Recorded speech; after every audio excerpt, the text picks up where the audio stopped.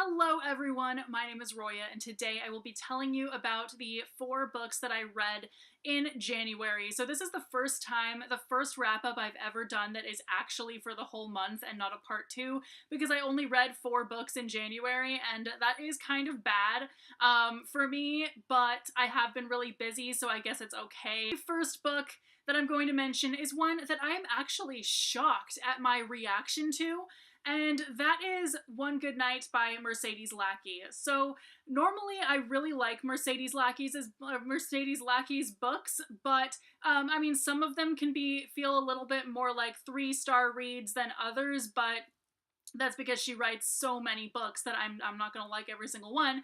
But this wasn't a 3-star read. This was a 2-star read. So this is a pretty loose Andromeda retelling where a princess is sacrificed to a dragon. Basically, her mother wants her out of the way because she knows too much and all of this stuff. So the first half of the book is actually pretty good. I would give the first half about 3 stars because it wasn't bad. But about halfway through the book, it just went so downhill. Stuff started getting restated again and again.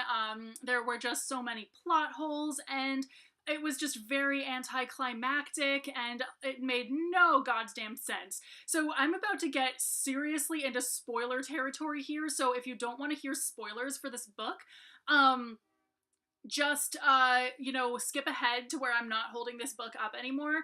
But, so here we go. So, there were a lot of things that very specific that bothered me about this book and why I didn't like it that much, and or why I didn't really like it at all. So firstly, when Andromeda gets saved by a dude named George, basically George is like, don't fall in love with me, because that's what like chicks who get saved and stuff always do. Like, just don't fall in love with me. Just, in fact, actually go away. Let me kill the dragon by myself. And she's like, no, you kind of need my help, and blah blah. So it seems kind of like they're not interested in each other, but then actually she does admit to herself in like internal monologue that she is attracted to him. And then, lo and behold, George is a woman. And at first I thought, hell yeah, female romance, yes please. Because, I mean, Mercedes Lackey has had queer characters in her books multiple times who have been really awesome, so I definitely was, like, hoping to see that in this book, because she already admitted she admitted being attracted to George and all of that stuff, and then George turned out to be a girl, and so I'm like, yes! But then, that is never talked about again. Her having been attracted to him, who's really her, did not come up at all ever again in this book. And instead, who does she fall in love with? A dragon. And who does George fall in love with? A dragon. And it came out of nowhere. So here's the thing, I have shipped people with dragons in books many times. Well, many times, meaning just once. So it's not that it's a chick with a dragon and a chick with a dragon, it's the fact that it came out of nowhere, and it made no sense at all. They showed no chemistry whatsoever. It just kind of happened because, hey, this is a book. She needs to fall in love with somebody. And so it was the dragon. And so I'm like, really? How, like, why? And so this whole book made absolutely no sense, and the ending was very anticlimactic, and I was just like, no, dude, no. So I gave the second half of the book 1 star, so this book got an overall rating of 2 stars, and that really bummed me out, because this is the first, I have read like over 10 Mercedes Lackey books, and this is the first time that I have just flat out not liked one, and I'm really bummed. The next book that I have to tell you guys about is a book that I got for review from the author, and that is A Wild and Arden Remarkable Thing by Jen Castleberry, and I do have a full review up. I will leave it linked down below. So this is about a girl named Cody who pretty much dresses like a boy her entire life, because one day she is going to go and kill a dragon, and basically when you go to this town where the dragons come and kill one, you have to be a man.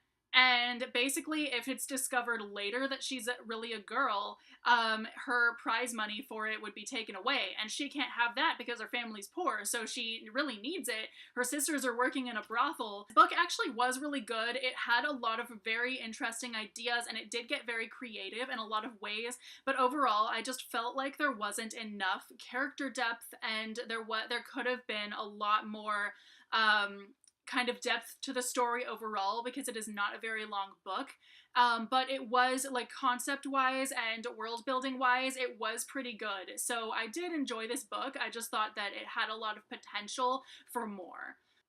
Next, I read another review book. So this is Canary Club by Sherry D. Ficklin, and I absolutely adored this book. It was so good and so action-packed. This takes place in 1920s New York, and it follows a girl named Macy, who is a mob guy's daughter, and a boy named Benny who works for Macy's father, and they fall in love. And it is actually a very compelling, really interesting story. But I felt like, first of all, the early chemistry from them kind of falling in love was pretty much not there. So they kind of just fall in love pretty much out of the blue, and I felt like that was a little bit weird. So I wish that there had been more chemistry leading up to them admitting their attraction to each other and whatnot, because until they're already in love, there's none. And then also, I felt like there was an epilogue that added nothing to the story and kind of forced a cliffhanger, and I thought that was a little bit weird, because already, already we're wondering what's happening next, what's going to happen next in the next book. But for some reason, that epilogue just, like, really, it didn't tell us what happened at all. It just kind of shows you that something happened in this weird way that I didn't like and that did not add to the story. But overall, I really enjoyed this book, and there will be a full review of it posted very soon, so keep an eye out for that. Finally, the last book that I read in the month of January is The Eye of the World by Robert Jordan, and I really liked this book.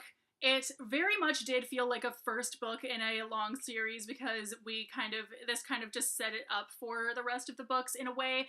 But I really did like its similarity to Lord of the Rings, because I'm not kidding, this is very, very similar to Lord of the Rings.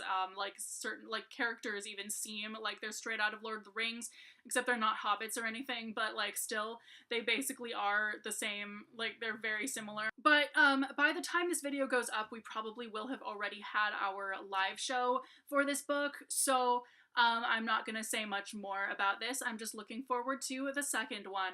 Let me know if you've read any of these, have thoughts on them, and let me know what your favorite book was that you read in January, and I will see you very soon with a new video. Bye!